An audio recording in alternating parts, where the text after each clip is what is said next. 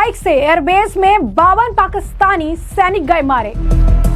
पाक वायुसेना के स्क्वाड्रन लीडर उस्मान मारा गया।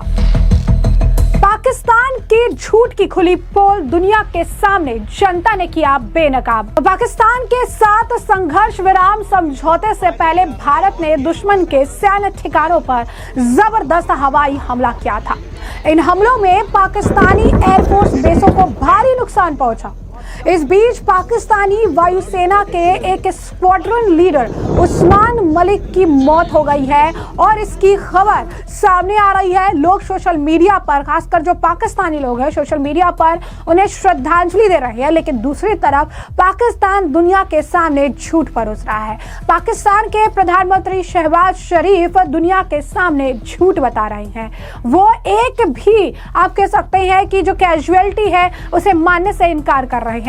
वो उल्टा आंकड़े बढ़ाकर भारत के नुकसान की बात कर रहे हैं। लेकिन अगर सोशल मीडिया पर बात करें तो उनके पाकिस्तानी ही पाकिस्तान की सरकार के झूठ को दुनिया के सामने उजागर कर रही है। वो खुद बता रही है कि 52 से ज्यादा सैनिक मारे गए हैं, जिसमें से ज्यादातर जो एयरफोर्स के सैनिक है। ये भी कुछ बता रहा है कि कोई मेरा करीबी है, कोई उसके करीबी के बच्चे हैं जो मारे गए हैं। लेकिन पाकिस्तान जो अपने आप को इस पूरी जलालत से बचाना चाहता है, वो इस चीज को एक्सेप्ट ही नहीं कर रहा है कि भारत ने इतने कम समय में इसे धूल चटा दी है। अब ऐसे में उस्मान मलिक की मौत भारत के हमलों में हुई है, ये इसे लेकर सोशल मीडिया पर काफी ज्यादा चर्चा है। पाकिस्तान में सोशल मीडिया पर स्क्वाड्रन लीडर उस्मान मलिक को लगातार श्रद्धांजलि दी जा रही है। इसमें पूर्व राष्ट्रपति आरिफ अलवी भी शामिल है। आरिफ अलवी ने लिखा है कि स्क्वाड्रन लीडर उस्मान यूसुफ ने PAF एयरबेस पर शहादत को गले लगा लिया है। अल्लाह ने शहीद को अनंत जीवन प्रदान किया है। अल्हम्दुलिल्लाह। मैं और मेरा पूरा देश शहीद उस्मान यूसुफ और उसके परिवार पर आभारी रहेगा।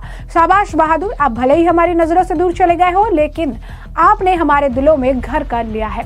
आपके खून का कर्ज अभी भी बाकी है, जिसे हम जल्द ही चुका देंगे। भारत ने पाकिस्तान द्वारा ड्रोन और मिसाइल हमलों के जवाब में कई पाकिस्तानी एयरबेस पर हमला किया था। अगर ताज़ा आंकड़ा आपको बताया तो कहा जा रहा है कि पाकिस्तान में टोटल जो एयरबेस का आंकड़ा है वो 21 है, जिसमें से 7 जो अहम एयरबेस रहे हैं उस पर जो है आप कह सकते हैं कि भारत ने वॉर किया था। और साथ ही साथ आपको बता दें कि इसमें से एक एयरबेस तो ऐसा एयरबेस था जिसे पाकिस्तान की एयर डिफेंस सिस्टम का जो है हार्ट कहा जाता था। इसे भी भारत की डिफेंस सिस्टम ने इस तरीके से उड़ाया, आप कहिए कि इस तरीके से उसे नेस्तनाबूद किया, जिसके बाद पाकिस्तान में हड़कंप मच गया। अब ऐसे में 4 प्रमुख जो एयरबेस है उसको हम आपको बता दें कि भुलारी जो कि जामशोरों में है, सरगोदा जो कि इनके एयरफोर्स का जो हार्ट है कहा जाता है सरगोदा को, और उसे भी नेस्तनाबूद करने का काम किया। इसके बाद कामरा जो कि अटाक में है और शहबाज शामिल है। तो ये एयरबेस है। तकरीबन अभी तक के आंकड़े बता रहे हैं कि 21 में से 7 जो अहम एयरबेस है उसे भारतीय सेना ने नेस्तनाबूद कर दिया। भारत के हवाई हमलों में पाकिस्तानी एयरबेसों को भारी नुकसान पहुंचा। कुछ अस्थापित वीडियो फुटेज भी जो है पाकिस्तानी एयरबेसों के रनवे पर गहरे गड्ढे नजर आ रही हैं। इससे साफ है कि पाकिस्तान को भारी भरकम नुकसान हुआ है। लेकिन जब दोनों देश के बीच सीज फायर की बात हुई, जब सीज फायर का ऐलान हो गया, उसके बाद पाकिस्तान ने बैक टू बैक आकर झूठ परोसना शुरू कर दिया। पाकिस्तान के जो प्रधानमंत्री है उन्होंने झूठ बोलना शुरू कर दिया। उन्होंने ये कहना शुरू कर दिया कि हम जीत रहे हैं, भारत ने घुटने टेक दिए हैं, और तमाम तरीके के झूठ की कैजुअलिटी नहीं हुई है। अपने ही सैनिक जो मारे गए हैं उनका नाम लेने से भी पाकिस्तान कतराता नजर आया। सोशल मीडिया पर अब लोग लगातार इसे लेकर पोस्ट कर रही हैं और बुरी तरीके से अब पाकिस्तान जो है एक्सपोज हो चुका है। साथ ही साथ आपको बता दें कि दूसरी तरफ आज जो एक अहम चीज देखने के लिए मिल रही है वो ये है कि बैठकों का दौर भी चल रहा है। लगातार जो है बैठकें भी देखने के लिए मिल रही है, सारी चीजें देखने के लिए मिल रही है। और यही कारण है कि भारत ने जिस तरीके से जवाबी कार्रवाई में पाकिस्तान और पाकिस्तानी एयरबेस के परखच्चे उड़ा दिए, इससे पाकिस्तान में हड़कंप था। सीज फायर के लिए भारत ने पहल नहीं की थी, सीज फायर के लिए इनके ही द्वारा फोन गया था, इन्होंने ही सीज फायर के लिए पहल की थी। जिसके बाद भारत ने कहा कि ठीक है, लेकिन किसी भी तरीके का अगर कोई आतंकी हमला होता है तो इसे युद्ध की शुरुआत मानी जाएगी, इसे युद्ध की तरह देखकर उस हिसाब से कार्रवाई की जाएगी। तो ये जो है पूरा आप कह सकते हैं कि जो पूरा प्रोसेस से देखने के लिए मिला है। तो पाकिस्तान ने घुटने टेके थे, पाकिस्तान ने फोन किया था, पाकिस्तान ने बातचीत की थी, पाकिस्तान ने कहा था युद्ध विराम चाहिए क्योंकि उन्हें भारी नुकसान हुआ है। लेकिन उसके ठीक उलट पार्लियामेंट में इनके ही प्रधानमंत्री खुले तौर पर झूठ बोल रहे हैं। क्यों? क्योंकि पाकिस्तानी जनता में आक्रोश है। पाकिस्तानी जनता का कई सारा वीडियो जो है सोशल मीडिया पर आपने देखा होगा, जिन वीडियोस में ये पाकिस्तानी जनता के जो लोग हैं वो कह रहे हैं कि हम हार रहे हैं, हम हार रहे हैं, हमारे लोग शहीद हो रहे हैं और इस युद्ध को जो है रुकना चाहिए। तो इसके बाद आप समझ सकते हैं कि वहां की जनता को भी अंदाजा भली भांति लग चुका था कि क्या स्थिति है, भली भांति उन्हें समझ आ गया था कि क्या स्थिति देखने को मिल रही है। वहीं आपको बता दें कि प्रधानमंत्री नरेंद्र मोदी लगातार जो इंडियन आर्मी, नेवी और एयर फोर्सेस है उन सबके साथ मीटिंग कर रहे हैं। 48 घंटे में कई सारी अहम बैठकें हुई हैं, जिनमें एक बैठक ये भी देखने के लिए मिली है। यानी साफ तौर पर यह बहुत बड़ी बात है, ये बहुत आप कह सकते हैं इंपॉर्टेंट आप कह सकते हैं कि अपडेट है, जहां पर लगातार पाकिस्तान की हर जो है कार्रवाई पर, हर स्टेप पर जो है भारत जवाबी कार्रवाई करने के लिए तैयार है।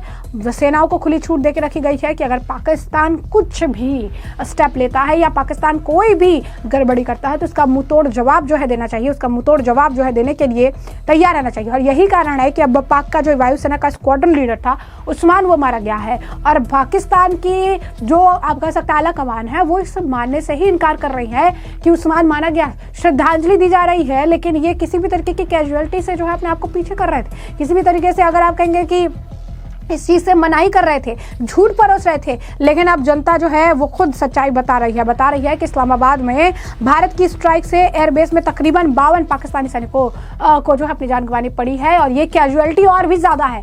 ये आंकड़े तो वो आंकड़े हैं जो कि आम जनता को इसकी जानकारी है, पाकिस्तानी नागरिकों को इसकी जानकारी है, लेकिन इस तरीके के 7 एयरबेस जो है वो भारत ने उड़ाए थे, 7 एयरबेस पर स्ट्राइक किया था। तो आप समझ सकते हैं कि इन आंकड़ों का जो लेवल है वो कितना ज्यादा हाई होगा। अगर एक एयरबेस इस्लामाबाद के एयरबेस की अगर बात कर ले तो वहां से 52 पाकिस्तानी सैनिक मारे गए हैं।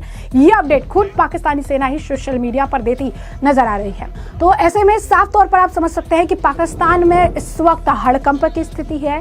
पाकिस्तान में इस वक्त काफी ज्यादा अगर आप कहेंगे सिचुएशन इतनी खराब है कि पाकिस्तान में फिर से सत्ता पलटना हो जाए। पाकिस्तानी जनता शहबाज शरीफ को जो है उखाड़ के ना फेंक दे। शहबाज शरीफ जवाब देने से बेहतर, आम जनता के सामने जवाबदेही से बेहतर झूठ परोसना समझते हैं। और यही कारण है कि जिस कैजुअलिटी के लिए वो मनाही कर रहे हैं, जिस कैजुअलिटी के लिए वो झूठ बोल रहे थे, पाकिस्तानी जनता अब वो चीजें सच बता रही है। और ये बात साफ हो चुकी है कि पाकिस्तान ने ही भारत के सामने घुटने टेके थे।